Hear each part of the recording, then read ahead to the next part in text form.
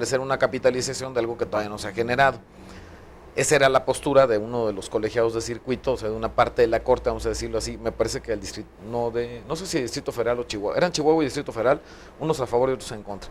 Parece que el Distrito Federal era el que decía que no se podían capitalizar y que entonces había que quitar esa parte.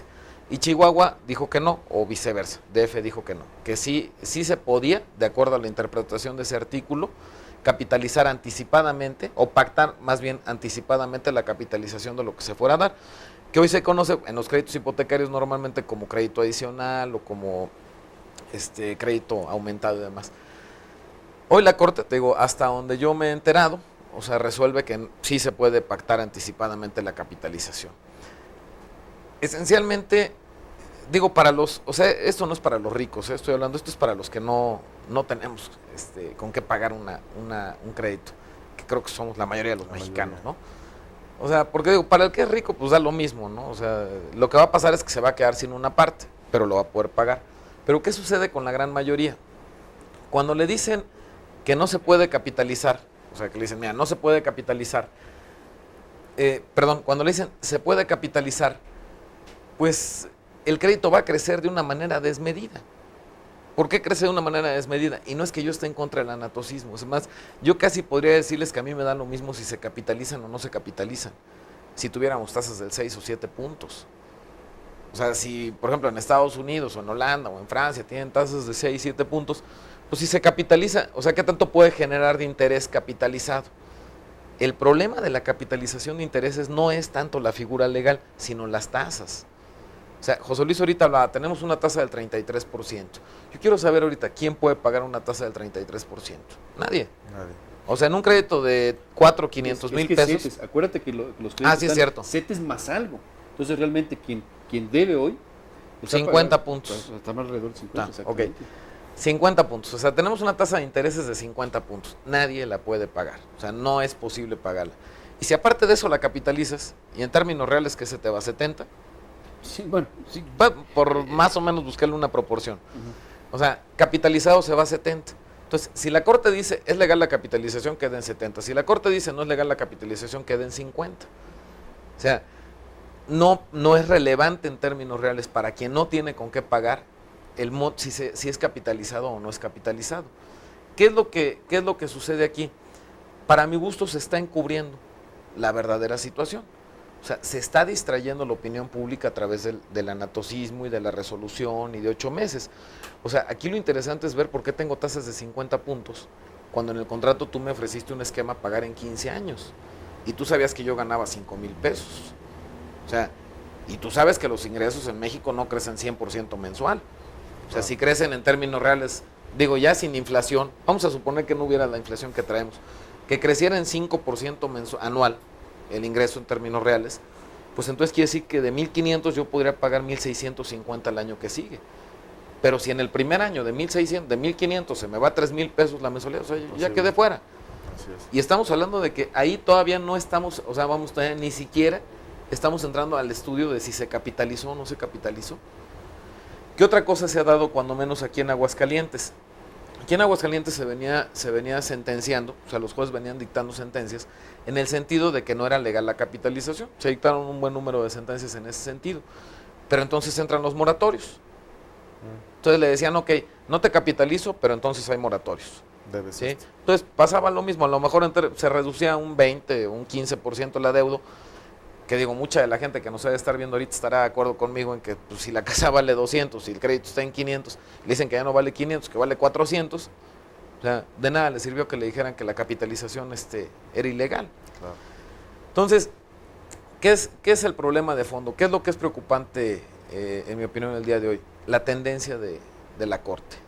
O sea, al haber tomado la Corte una resolución en lo menos, ¿sí?, en perjuicio de los intereses de los acreditados, aunque repito, no creo que hubiera sido la solución financiera en términos reales, pues está dando la luz de todo lo demás. O sea, está dando toda la luz de sostener, como bien señalaba José Luis, el modelo neoliberal al precio que sea. O sea, ya en el espectro amplio, o sea, hoy estamos en una realidad sociopolítico y económica en México, donde ya el gobierno, junto con el PAN, aparentemente, o sea, han llegado a un acuerdo. Entonces quiere decir que el FOBAPROA pasa a deuda pública, si así se dan las cosas, ¿no? O sea, el único que parece tener una posición de total rompimiento a aceptar como deuda pública esto es el PRD. Bueno, pero el PRD no es mayoría y por hoy no va a pasar. Entonces, ok, si se dan las cosas en ese sentido, vamos a tener un FOBAPROA autorizado como deuda pública y como quien dice, una vez más, borrón y cuenta nueva. Ahí van 600,000 millones de pesos más a la cuenta y esperemos que ahora sí nos portemos bien todos para que no vuelva a pasar, ¿no? Por otro lado, la otra instancia que para mí es la más a la mano de cualquier gente, de cualquier ciudadano, ¿no? Que son el ir a solicitar que se le aplique la administración de justicia. Si quien administra justicia al más alto nivel en este país, o sea, hoy dice que la capitalización es legal, ¿sí? Y dentro del estudio que se hace, porque también aborda el tema de la viabilidad económica, dice que el contrato es viable. Vamos, quiero explicar esto. La ley de instituciones de crédito dice que la banca tenía la obligación de estimar la viabilidad económica de los proyectos en los que intervenía. Ya explicamos hace rato que por viabilidad pues debía entenderse estadística. O sea, si fuera mi dinero, o sea, si yo, Roberto Medrano, fuera a prestar dinero a Gustavo, ¿sí? Yo tendría que checar primero qué plazo quieres, Gustavo. Si quieres a lo mejor un mes, no hay problema. Ya si me pides a 10 años, o sea, obligadamente yo tengo que ver cómo están las cosas en el país. Claro. ¿Sí? Aunque sea abogado, que no sea financiero, para saber qué tasa de interés te tengo que cobrar para que no pierda el poder adquisitivo mi dinero. Enseguida de eso tengo que ver, ¿sí?, cuál es tu capacidad real de pago. Y tengo que ver cuál es la capacidad real de crecimiento que tiene tu capacidad de pago.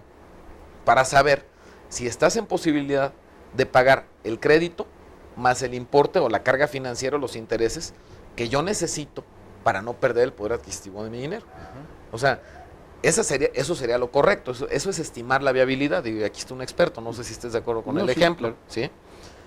Para que el técnico nos diga. No, claro que sí. Pero si en vez de eso, mi estimado Gustavo, yo te digo, fíjate que confío mucho en que ahora que llegue el señor Felipe González, ¿sí?, a ti te nombre funcionario público y ganes 10 veces lo que estás ganando ahorita. Ahí está el dinero. ¿Y si no pasa? O sea, si resulta que no te integras tú a un gabinete, yo estoy poniendo un ejemplo. Claro, que no hay ingreso, que no hay... No, es que es irreal. O sea, si es mi dinero, yo no. Si esa es tu expectativa de crecimiento, si hoy tú me dices, ¿sabes qué? Pues yo ahorita gano tanto y espero, fíjate, mi esperanza es entrar a la administración pública para entrar con 3 o 4 tantos. ¿Sabes qué te diría? Nos esperamos a que entres a la administración pública, vemos qué tan amarrado estás en la administración pública, vemos qué tan coherente es tu puesto en la administración pública para saber si de veras vas a tener ese ingreso y entonces a ver si te lo presto. Sí, a ver si continúas además teniendo ese ingreso. O sea, lo estoy haciendo de manera muy coloquial, sencilla, muy coloquial, para que me entiendas por qué no se debió haber prestado el dinero.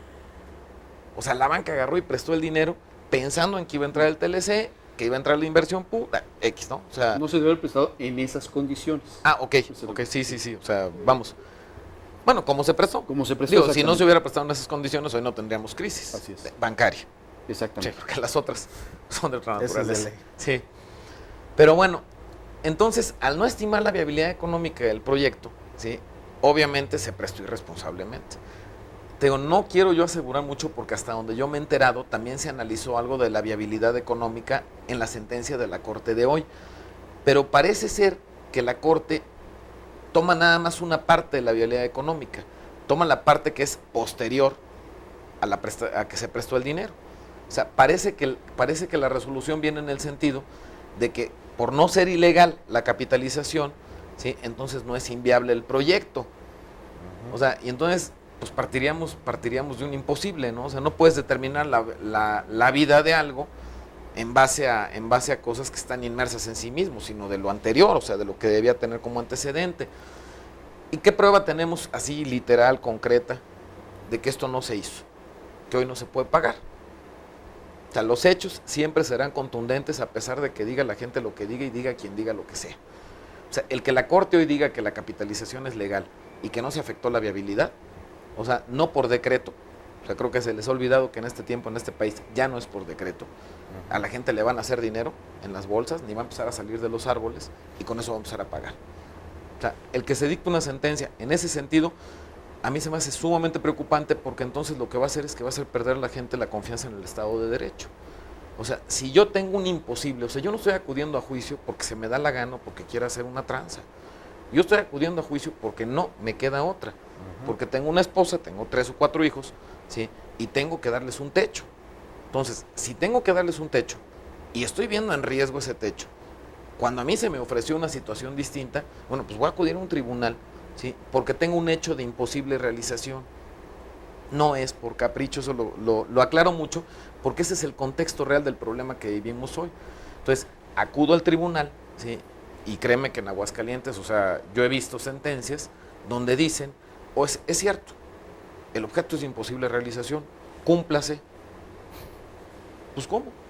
Nada más que me expliquen cómo, porque hay 3 periciales desahogadas en un juicio que concluyen que el crédito no se puede realizar. Y la sentencia dice que se pague. Entonces, bueno, pues qué bueno que lo dice, ¿no? O sea, la única situación es que ni hay dinero, ni lo tiene el señor, ¿sí? Se acreditó que no se había realizado el proyecto, no se había estimado la viabilidad, y eso dice la sentencia. Yo creo que todo esto en una medida es corregible, ¿sí? En la medida que hay voluntad política. Pero si hoy vemos que la Corte se pronuncia de una manera tan en mi opinión, a la defensa del sistema neoliberal a ultranza, pues yo creo que lo que nos podemos esperar, y lo veo incluso hasta como un retroceso, a lo mejor tú sabes más de historia que yo, o sea, lo veo como un retroceso, ¿no? O sea, yo recuerdo el liberalismo económico en su más rudimentaria expresión, a lo mejor en Francia, ¿no? Después de, o sea, a partir de la Revolución Francesa, viene lo que es el liberalismo y todo ese tipo de cosas. Se prueba en Francia, en Europa, en diferentes países que no funciona, que hay clases sociales desprotegidas, que se tiene que crear un sistema jurídico en protección de esas clases. Y digo, México tiene el honor de ser la primera constitución en el mundo que contempla garantías sociales, que contempla la creación, o contempla más bien a nivel constitucional grupos sociales a los que hay que darles una protección, como son los trabajadores, como son los campesinos.